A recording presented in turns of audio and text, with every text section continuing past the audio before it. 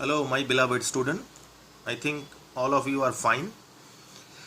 Basically, we are discussing inorganic chemistry, PD and F block elements for class 12. So in our previous discussion, we discussed group 15's elements. Basically, we are following NCERT because NCERT is very damn important for any types of examination, whether your board examination or your competitive examination. It means NEET or JEE. So basically we are just scan all the NCERT content regarding inorganic chemistry. I told you earlier that in case of inorganic chemistry, NCERT is very crucial. So each and every points of NCERT which are important given in this notes. Okay, so I told you that আমি যা ready করেছি তার কিন্তু কোনো suggestion করা যাবে না, এটা আমি বলেইছিলাম। একদম অপটিমাম এনসিইআরটি টোটাল যে কন্টেন্ট আছে সেই কন্টেন্টের পুরোটাকে স্ক্যান করে এবং প্রিভিয়াস ইয়ার্সের বোর্ড এবং নিট যে কোয়েশ্চেন স্টাডি করে আমি মোটামুটি লাস্ট 5 to 6 ইয়ার্স স্টাডি করে দেখে নিয়েছি যে কোনগুলো কী কী ইম্পর্টেন্ট কী থেকে কোয়েশ্চেন আসছে। তো সেইগুলো নিয়ে একদম অপটিমাম মেটেরিয়াল রেডি করে দিয়েছি। এর কিন্তু কোনো সাজেশন করা যাবে না, তবে এর থেকে কিছু বাদও দেওয়া যাবে না। যা যা বলবো একদম ইন টোটো সেইভাবে হার্ড কপি রেডি করবে, আর তার সঙ্গে যেভাবে বলেছি সেইভাবে এনসিইআরটির সাথে ট্যালি করে এই মেটেরিয়ালগুলো কিন্তু পড়তে হবে। ওকে, পিডিএফগুলো তো আমি তোমাদের পাঠিয়ে দিচ্ছি, যেটা পড়াচ্ছি তার ডিটেলের পিডিএফটা তো আমি পাঠিয়ে দিচ্ছি। তো যাই হোক, today's discussion is group 16 elements. Our previous discussion was group 15 elements. So now we are discussing group 16 elements. We know that the elements in group 16s are oxygen, sulfur, selenium, tellurium, polonium, and the newly invented element that livermorium. Obviously radioactive. Polonium is also radioactive and livermorium is also radioactive. Okay, so now physical properties of group 16 elements, you have to follow table number 7.6. Table number 7.6 এ ভালো করে follow করতে হবে। যে টেবিলগুলো বলছি সেগুলো কিন্তু ভালো করে ফলো করতে হবে।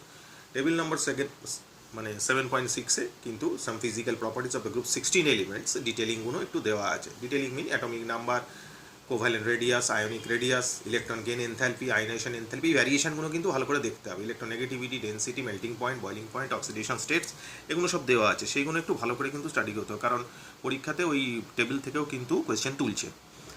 ওকে, so let us see the general electronic configuration of group 16 elements, that is NS2 NP4, obviously because they are group 16 elements. Okay, now we are considering the chemical properties. In case of chemical properties, first we have to consider the oxidation states. Oxidation state of group 16 elements are -2, +2, +4, +6. From down the group যেটা হচ্ছে সেটা হচ্ছে lower oxidation স্টেটের possibilities কমে যাচ্ছে, higher oxidation স্টেটের possibilities বেড়ে যাচ্ছে। +2 oxidation state is only observed in OF2, oxygen difluoride, where fluorine is more electronegative than oxygen. And another fact is +4 and +6 oxidation states are +4 and +6 oxidation states are common for the elements of group 16. Okay, now you have to follow the table number 7.7 NCERT page number 188. This table is basically important for the hydrides. Group 16's element are form hydride, and regarding acidic character of the hydrides, from top to bottom acidic character basically increases. Why increases? In that case you have to follow table number 7.7. In that case we can say the increase in acidic character can be explained in terms of decrease in bond enthalpy. Bond enthalpy ভ্যালুটা 7.7 এ দেওয়া আছে।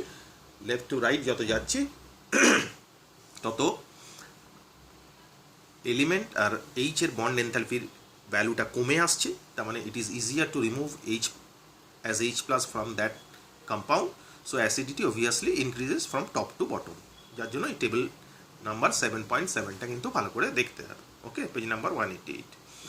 Next, regarding oxides, all these elements form oxide of EO2 and EO3 type. Okay, the oxide obviously acidic in nature. All the elements form halides like EX2, EX4 and EX6 type. Stability of the halide decreases in the order. এইভাবে হ্যালাইডের stability অর্ডারটা এইভাবে decrease করে কিন্তু F minus greater than Cl minus greater than Br minus greater than I minus, এই দিয়ে একটা question frame হতে পারে। The stability of the halide follows the order in case of group 16 elements, ভালো করে ফলো করতে হবে।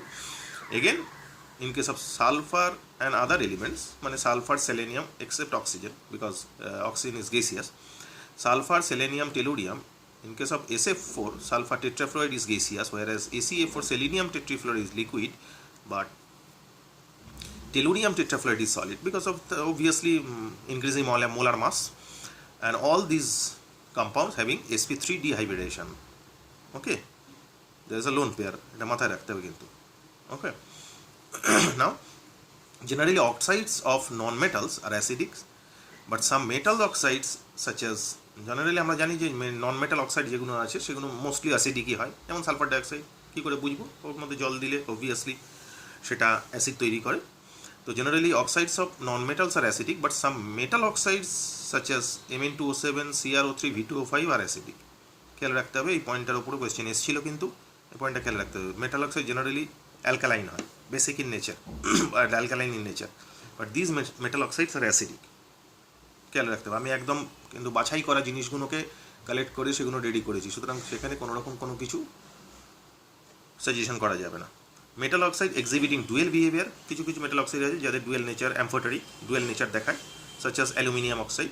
অ্যালুমিনা সলিড স্টেটে HCl এর সাথে রিয়াকশন করছে, দিয়ে সল্ট তৈরি করছে, আবার অ্যালুমিনা মানে HCl অ্যাসিডের সাথে রিয়াকশন করে সল্ট তৈরি করছে, আবার NaOH বেসের সাথে রিয়াকশন করে সল্ট তৈরি করছে। তার মানে aluminium oxide having a dual nature, both acidic as well as alkaline in nature, খেয়াল রাখতে হবে। Okay, next, ozone. ওজোনের প্রিপারেশন, ওজোনের ফিজিক্যাল প্রপার্টিসের মধ্যে ওজোন একটা gaseous substance having a fishy smell. ওজোনের প্রিপারেশন কোনো একটা ইলেকট্রিক ডিসচার্জ টিউবে সাইলেন্ট ইলেকট্রিক ডিসচার্জ করতে হবে অক্সিজেন গ্যাস ইন্ট্রোডিউস করিয়ে, তাহলে ওজোন তৈরি হয়। But ozone is very unstable, that's why silent electric discharge হয়। Endothermic reaction, delta H value দেওয়া আছে প্লাস 142 কিলোজুল পার মোল। ওকে, তো ওজোন জেনারেলি আমরা জানি ozone at normal temperature it will dissociate two produce oxygen and nascent oxygen. Since it will produce nascent oxygen, definitely it act as an oxidizing agent. What are the evidence? These are the evidence. PbS, lead sulfide, black, যার মধ্যে দিয়ে ozone gas pass করে, it will oxidize to produce lead sulfate. Okay, and oxygen. I minus এর aqueous সলিউশনের মধ্যে, আয়োডাইডের aqueous সলিউশনের মধ্যে দিয়ে ozone gas pass করালে it will oxidize to produce iodine, violet vapour. Ozone will reduce to produce oxygen. And another interesting fact, trailing of mercury. Mercury, we know that mercury having a movability character. So that movability character is suppressed due to the presence of ozone. Ozone will react with mercury to produce Ag2O. Okay, mercurous oxide, and the movability character of mercury is lost. And that phenomenon is known as trailing of mercury. অনেকবার প্রশ্ন এসছে, what is trailing of mercury? Important, ভালো করে দেখবে। Now uses of ozone. ওজোনের uses জন্য NCERT page number 192 দেখে নেবে, সেখানে ওজনের ইউজেসগুলো দেওয়া আছে। Okay, next we are discussing sulphur and next element of group 16 after oxygen. So বারবার বলছি কিন্তু একদম অপটিমাম তোমাদের দেওয়া হচ্ছে, যেগুলো ইম্পর্টেন্ট, যেগুলো থেকে লাস্ট 5 ইয়ার্সে কোয়েশ্চেন এসছে সেইগুলো একদম বাছাই করে দেওয়া হচ্ছে, সেগুলো কিন্তু ভালো করে রেডি করবে। যা যা পয়েন্টস বলা হচ্ছে সেগুলো ভালো করে দেখবে, কারণ টোটাল NCERT যা আছে কন্টেন্ট তার 1/5 করে দিয়েছি আমি, সেখানে আর করা যাবে মানে 100 থাকলে 20% তোমাকে দেওয়া হচ্ছে, সেই 20% কিন্তু একদম অপটিমাম, সেটাতে কিন্তু কোনো রকম কোনো সাজেশন করা যাবে না। বারবার কিন্তু এই কথাটা আমি বলছি। সালফার, নেক্সট, সালফার দুটো ফর্মে পাওয়া যায়, rhombic and monoclinic sulphur. Rhombic monoclinic regarding আমরা সলিড স্টেটে জেনে নিয়েছি, তাদের জিওমেট্রিক্যাল ফিগারটা কীরকম হবে। Both are the allotropic form, and soluble in CS2. Carbon ডাইসালফাইডে কিন্তু সলেবল হয় both the form, whether rhombic or monoclinic. In vapor state, sulfur vapor state purely exist as a S2 molecule vapor state কিন্তু, but যেখানে S2 molecule exist করছে সেখানে 2 unpaired electrons in the antibonding pi star orbital like oxygen and hence exhibit paramagnetism. এটা মনে রাখতে হবে যে question এখান থেকে একটা ফ্রেম হতে পারে যে ভেপার স্টেটে সালফারের ম্যাগনেটিক ক্যারেক্টার হইতে paramagnetic, diamagnetic, ferromagnetic, none of this. এই পয়েন্টগুলো একদম আমি এগুলো কিন্তু বাছাই কোয়েশ্চেন এসছে বলে সেই জায়গাগুলো থেকে তুলেই কিন্তু কন্টেন্টগুলো দিয়েছি আমি, খেয়াল রাখবে। ওকে, আর সলিড স্টেটে সালফার এই দুটো ফর্মে এক্সিস্ট করে, S8 আর S6, এই ডিটেলগুলো দেওয়া আছে পিকচার সমেত with bond length and bond angle. Okay, এছাড়া সালফারের ইউজেসগুলো একটু দেখবে। Now sulphur dioxide important preparation. সালফারের সাথে অক্সিজেন বন্ড করালে সালফার ডাইঅক্সাইড হতে পারে, অথবা কোনো সালফাইড সল্টের মধ্যে অ্যাসিডিফাই করলে সালফাইড সল্টকে সালফার ডাইঅক্সাইড গ্যাসের রিভলিউশন হয়, অথবা সালফাইডকে ইন প্রেজেন্স অফ অক্সিজেন, মানে কোনো এটা একটা ওর আর কি,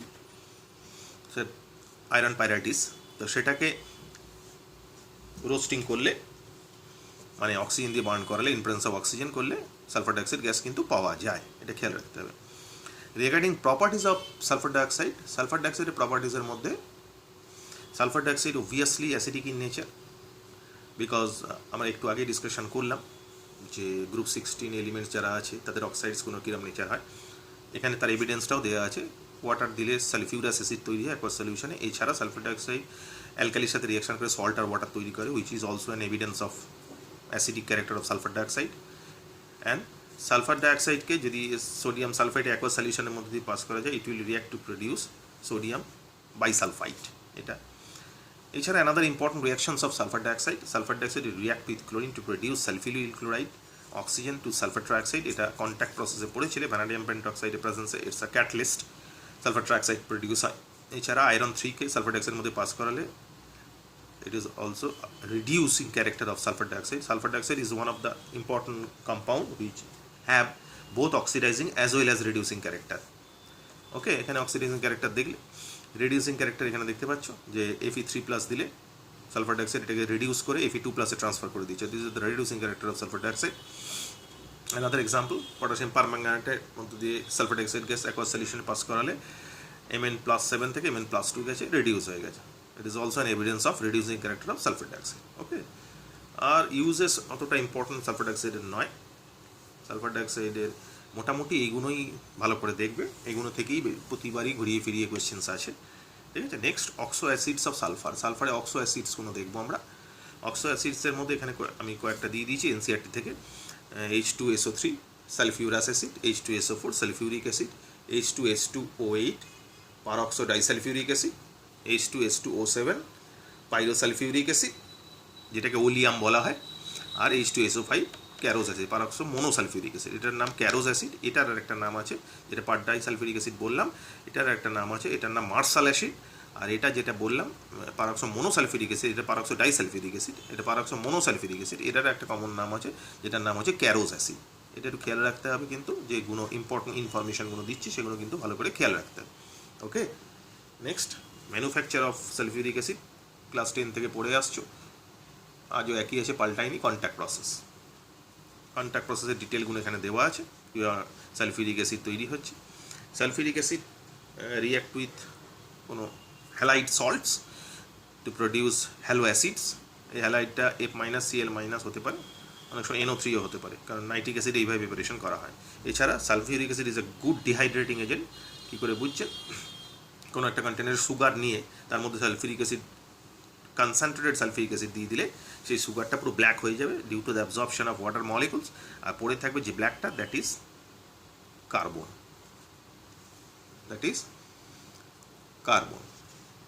ওকে, সুক্রোজের মধ্যে সালফিউরিক অ্যাসিড দিয়েছি, ব্ল্যাক পড়ে আছে যেটা, সেটা কার্বন কিন্তু। ওকে, এছাড়া আরও ইম্পর্টেন্ট রিয়াকশন সালফিউরিক অ্যাসিডের যেটা, সেটা হচ্ছে কপারের সাথে কনসেন্ট্রেট কন্ডিশনে রিয়াকশন করে কপার সালফেট, সালফার ডাইঅক্সাইড আর ওয়াটার তৈরি হচ্ছে। Obviously this is an evidence of oxidising character of sulphuric acid. Copper 0 থেকে +2 গেছে, এটা 0 ছিল, এটা +2 গেছে। এছাড়া সালফারকে অক্সিডাইজ করছে, সালফার 0 ছিল, অক্সিডাইজ হয়ে +4 গেছে। কার্বনকেও অক্সিডাইজ করছে, কার্বন 0 ছিল সেখান থেকেও +4 হয়ে গেছে। This are the oxidising character of sulphuric acid. মোটামুটি এইগুলোই important for your group 16 element. এইগুলো থেকেই বারবার ঘুরিয়ে ফিরিয়ে কোয়েশ্চেন আসে। গ্রুপ 16 এলিমেন্ট এর বাইরে থেকে কিছু কোয়েশ্চেন আসে না। এছাড়া যে টেবিলগুলো বললাম এনসিআরটির আর স্ট্রাকচারগুলো যেগুলো দিয়েছি সেগুলো ভালো করে কিন্তু ফলো করতে হবে। এর বাইরে মোটামুটিভাবে বোর্ড বা নিটে সেরকমভাবে কোনো কোয়েশ্চেন গ্রুপ 16 থেকে আসেনি। তবে যে যে জায়গাগুলো বললাম, যে যে টেবিলগুলো বললাম সেগুলো প্রত্যেকটা কিন্তু ভালো করে রেডি করতে হবে। ওকে, একদম অপটিমাম দিয়েছি, ভালো করে রেডি করবে, হার্ড কপি রেডি করবে। আমি তো পিডিএফ হার্ড কপি পাঠিয়েই দেবো, এছাড়া এগুলো ভালো করে রেডি করবে। ওকে, থ্যাংক ইউ।